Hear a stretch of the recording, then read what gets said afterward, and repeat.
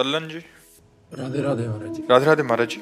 महाराज जी, संसार में व्यवहार कैसे करें? बहुत लोग गलत आदतों से युक्त हैं, तो उनका संग भी करना पड़ता है। अगर वो पारिवारिक ही हों तो उनसे कैसे संपर्क हाँ, करें? बिल्कुल बिल्कुल नहीं, ये समस्या आपकी बड़ी समस्या है और ये प्रायः कई भक्तों की समस्या रहती है कि वो अपने रिश्ते, अपने संबंधों को कैसे पुष्ट करें।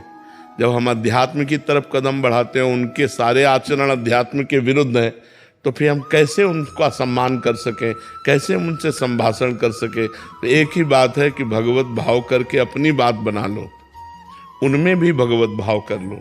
भगवानी स्वरूप का नाटक कर रहे हैं, कोई बात, हमें नहीं पीना, हमें नहीं खाना। जैसे कई बहुएं ऐसी हैं कि स्वयं वैष्णव हैं, वैष्णव बचपन से हो गई, अब वो ऐसे घर में गए जहाँ मांस खाया जाता है, प्याज लहसुन खाया जाता है। अब भारी समस्या उनके सामने है, तो हम कह देते तुम मत खाओ, लेकिन अपने पति परिवार के लिए प्याज लहसुन का भोजन बना दो। झगड़ा क्यों करोगी? प्रारब्ध के अनुसार वहां पहुंच गई हो तो घर को सजाओ, उजाड़ो मत, अंदर से भजन करो। तुम भले मत खाओ, लेकिन परिवार का पोषण जैसे हो रहा है वैसे करो। ऐसे ही आपसे प्रार्थना है कि जो अपने से श्रेष्ठ हैं, सम्माननीय हैं, उनको वैसा ही सम्मान दो, वैसे ही प्यार करो।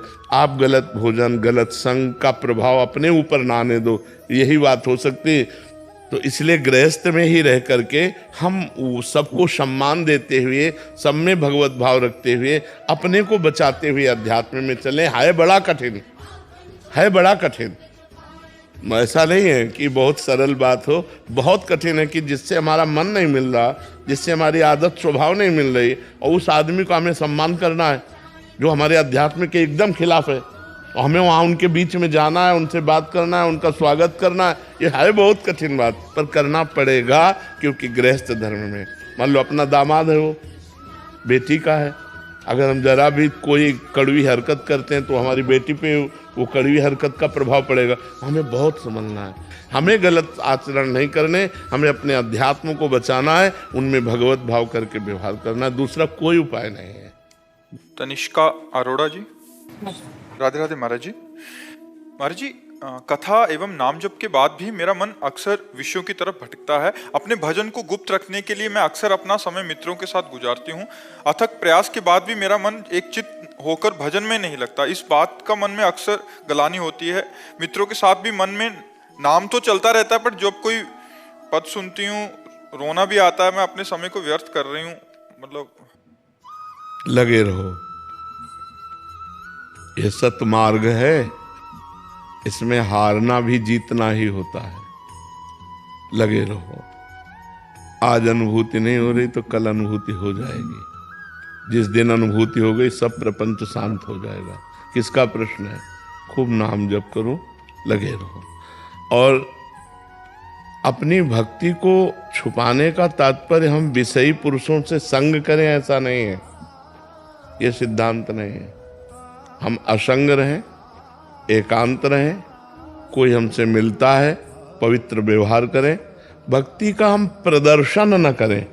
हम जैसे गा रहे हैं, पद गा रहे हैं, हम भाव में हैं, तो हम प्रदर्शन नहीं कर रहे, हम अपने प्रभु के भाव में हैं। अब एक गाना है कि 4 लोग बैठे हैं, अब हम इनको दिखा रहे हैं, अंदर की बात है, हम दिखा रहे हैं कि हम बड़े भगत हैं।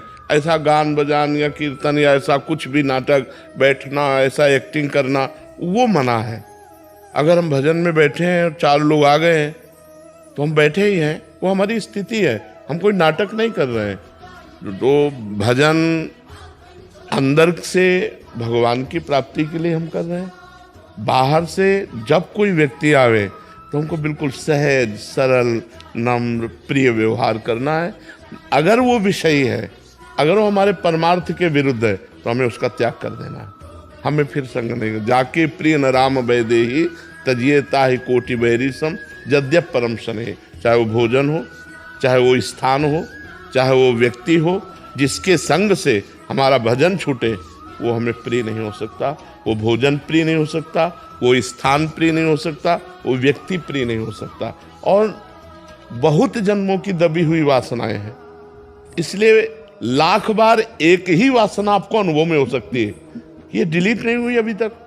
वही लाख बार मैसेज है, उसी व्यक्ति का मैसेज है, तो आपको लगेगा कि डिलीट नहीं हो रहा, लेकिन वो डिलीट हो रहा है, उसकी संख्या कम होती चली जा रही है। ऐसे हम नाम जप कर रहे हैं, हमारे अंदर दुर्वासनाएं हैं, वो डिलीट हो रही हैं, उनकी संख्या कम हो रही, पर हमें बार बार ये अनुभव होगा कि वही बात आ रही, वही काम की बात, वही क्रोध की बात, वही मोह की बात, वही अहंकार की बात, वो नष्ट हो रहे हैं। धीरे धीरे नाम अपना प्रभाव दिखाएगा, हृदय निर्मल हो जाएगा, परमात्मा अनुभूति होगी। बस हम डटे रहें, हम कभी हटे ना, किसी भी परिस्थिति में हार ना माने कि अब तो बहुत समय हो गया भजन करते, कोई अनुभूति नहीं हो रही, अरे छोड़ो, ऐसा नहीं, कभी नहीं। भजन कभी व्यर्थ नहीं जाता, नाम जब कभी व्यर्थ नहीं जाता, वो आज चमत्कार दिखा के रहेगा, पर हम लगे रहें। जब तक हमारे पाप हैं तब तक वो हमें अनुभव में नहीं आने दे रहा, और जिस दिन पाप नष्ट हो गए, निष्पाप हृदय हुआ, उसी दिन चमत्कार हो जाएगा, उसी दिन आनंद की अनुभूति होगी।